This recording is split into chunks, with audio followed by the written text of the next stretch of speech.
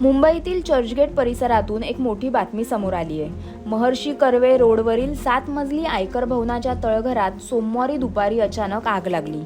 आयकर विभागाची महत्त्वाची कार्यालये असलेल्या या इमारतीच्या बेसमेंटमध्ये ही आग लागल्याची माहिती आहे। दुपारी जवळपास 2 वाजण्याच्या सुमारास मुंबई अग्निशमन दलाला आगीबाबतचा पहिला कॉल मिळाला।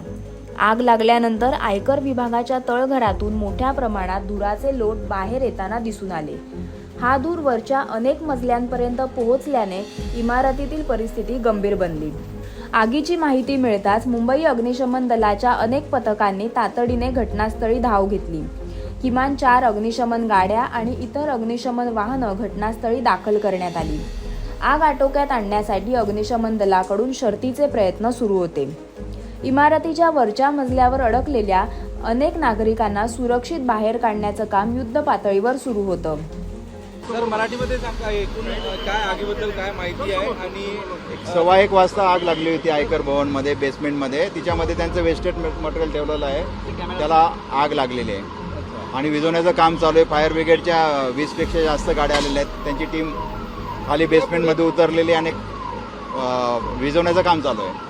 अच्छा सर, मोठ्या प्रमाणात धूर आहे, आतमधली काय परिस्थिती अग्निशमन दल सांगतायत आणि किती लोक आतमध्ये अजून आग धगधगते आहे, ते विझवण्याचं काम चालू आहे त्यांचं। मोठी आग आहे, अजून पूर्णपणे विझवली गेलेली नाही, धूर बाहेर निघतो याचा अर्थ आग चालू आहे अजून। अच्छा, किती लोक इमारतीमध्ये होते आणि कुणाला काही दुखापत? इमारतीत एकूण 1800 लोक काम करतात, त्यापैकी त्यांचे जे वरिष्ठ अधिकारी आहेत त्यांनी सर्वांचा फॉलोअप घेतलेला आहे। त्याच्यामध्ये जवळजवळ सर्वच बाहेर निघालेले आहेत। तरीसुद्धा आम्ही काही कॅज्युअल्टी होईल वगैरे या विचारानं आम्ही ॲम्ब्युलन्स वगैरे सुद्धा बोलावून ठेवलेले आहेत। इमर्जन्सीमध्ये घेऊन जाता येतील आपल्याला। अद्याप कोणी इंज्युअर किंवा काही झालेलं नाही। ठीक आहे।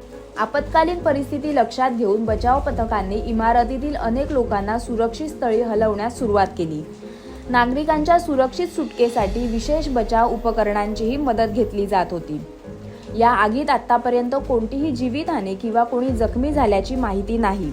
प्रशासन आणि अग्निशमन दलाकडून नागरिकांना सुरक्षित बाहेर काढण्याला प्राधान्य दिलं जात होतं।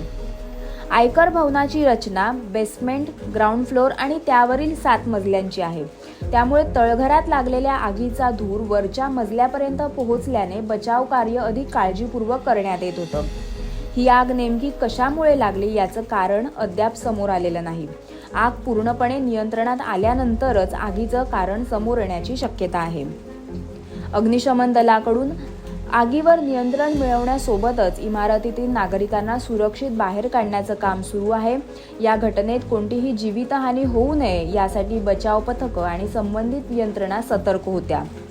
चर्चगेट परिसरातील आयकर भवनाला लागलेल्या या आगीमुळे परिसरात काही काळ गोंधळाचं वातावरण निर्माण झालं आहे।